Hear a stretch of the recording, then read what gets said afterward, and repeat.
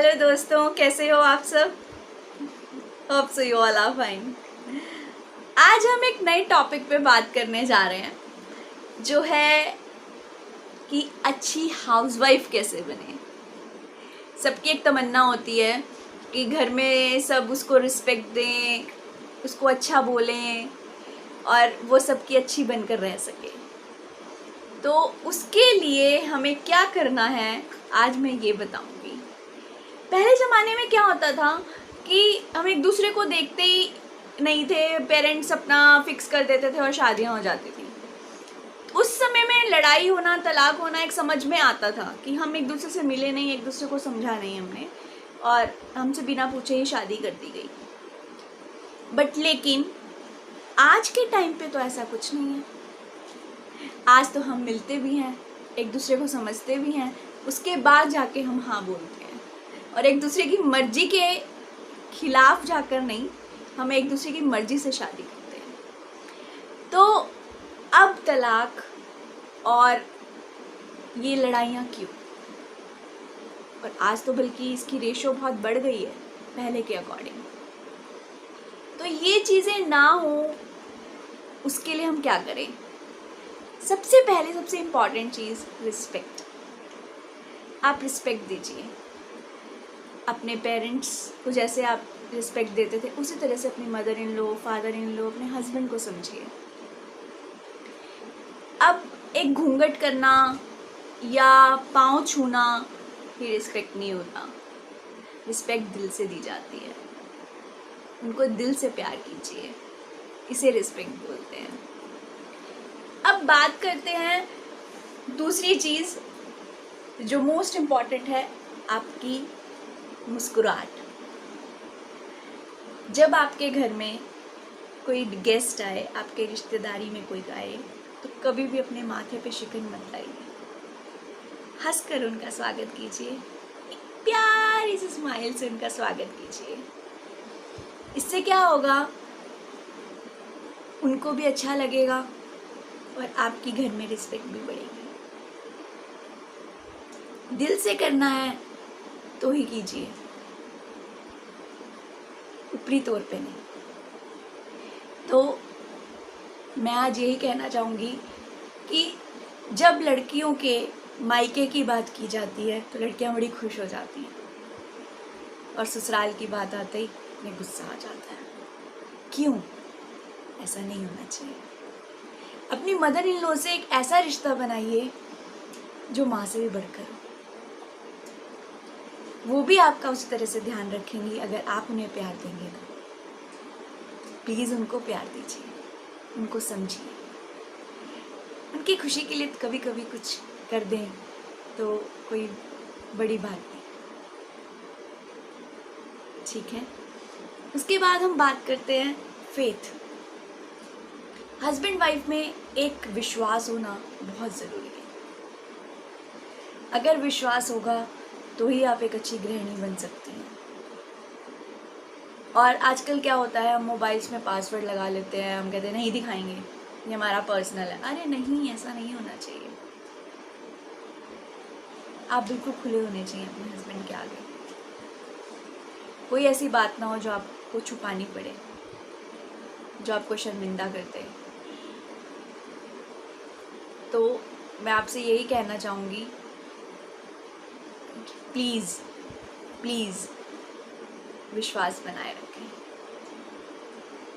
ठीक है। सो एक दूसरे पे विश्वास होना बहुत ज़रूरी है। ये हमारे रिलेशन को बहुत हेल्दी बना सकता है। कभी भी एक दूसरे से, हस्बैंड वाइफ के बीच में कभी भी एक दूसरे से कुछ मत छुपाइए, कुछ ऐसा मत कीजिए एक दूसरे को जो हर्ट हो। और उसके बाद हम बात करते हैं पहनावे की। आजकल जब लड़कियों की शादी होती है तो मायके और ससुराल में आप थोड़ा बहुत डिफरेंस तो होगा पहनावे में। तो कुछ लड़कियों पर ये प्रेशर डाला जाता है कि तुम साड़ी सी पहनोगी या तुम सूट सी पहनोगी, इसके अलावा आप कुछ नहीं पहन सकती। तो वो कहीं पर वो कंफर्टेबल फील नहीं करती, और इस बात के बहुत बड़े इश्यूज़ बन जाते हैं। मैं रिक्वेस्ट करूँगी सब मदर इन लॉज से, प्लीज़ प्लीज़ आप अपनी डॉटर इन लॉज को अपनी बेटियों की तरह समझें और पहनावे को लेकर कभी भी किसी बात पे ये इशू मत बनाएं। तो मैं मानती हूँ कि आपकी इच्छा रहेगी कि आपकी जो बहू है, डॉटर इन लॉ है, वो एक डिसेंट कपड़ों में रहे ताकि आपकी भी रिस्पेक्ट बनी रहे।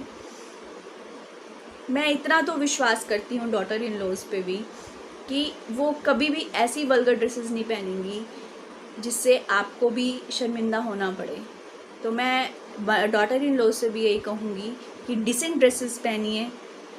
अगर आप कंफर्टेबल नहीं हैं किसी ड्रेस में तो आप पहले परमिशन लीजिए कि आप ये पहन सकती हैं। मुझे विश्वास है कि अगर उन्हें सही लगेगा तो वो आपको समझेंगे और आपको इस चीज़ की परमिशन भी ज़रूर देंगे। तो मैं ये नहीं कह रही कि आप शॉर्ट्स पहन कर बैठ जाइए या अपनी जो एक शर्म है उसको भी कायम रखिए। तो प्लीज़ डॉटर इन लॉज हैं या मदर इन लॉज हैं, उन दोनों से रिस्पेक्ट है कि एक दूसरे को समझिए। तो उसके बाद हम बात करते हैं खाना बनाना। पहले क्या होता था, जब शादियाँ होती थी तो सबसे पहले यही पूछा जाता था कि आपको खाना बनाना आता है बट आजकल पूछा जाता है कि आप सर्विस करती हैं, कितना कमा लेती हैं। क्योंकि आज के टाइम पे एक हेल्दी डाइट आ गई है। अब मैं वो पकवान और उन चीज़ों की रेसिपीज़ की कोई ज़रूरत नहीं है। हम सब हेल्दी डाइट पे आ गए हैं। तो एक लड़की को इतना है कि वो एक हेल्दी डाइट अपने घर वालों को सर्व कर सके, दैट्स इट। तो ज़रूरी नहीं कि आपको भारी भरकम कोई रेसिपीज़ जाननी ज़रूरी है। आजकल तो वैसे भी लड़कियों को बहुत शौक होता है यूट्यूब पे देख देख कर बनाने का एक ये भी ट्रेंड बन गया है। और लास्ट बट नॉट लीस्ट मैं ये ज़रूर कहना चाहूँगी कि जब दोनों हस्बैंड वाइफ कमा रहे होते हैं तो कई बार ऐसा भी होता है कि वाइफ जो है वो हस्बैंड से ज़्यादा अच्छा कमा रही होती है। तो मैं ये चाहूँगी कि वाइफ के मन में कभी भी अहम नहीं आना चाहिए, ईगो नहीं आनी चाहिए कि मैं ज़्यादा कमा रही हूँ।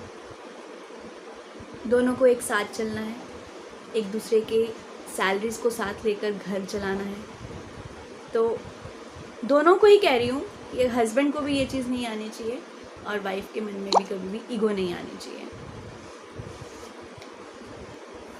तो आज मैं यही कहना चाह रही थी बस कि एक अच्छी हाउसवाइफ बनने के लिए अगर हम ये छोटी छोटी बातें ध्यान रखें तो हम अपने जीवन में बहुत खुशियाँ ला सकते हैं और एक स्मूथ लाइफ जी सकते हैं।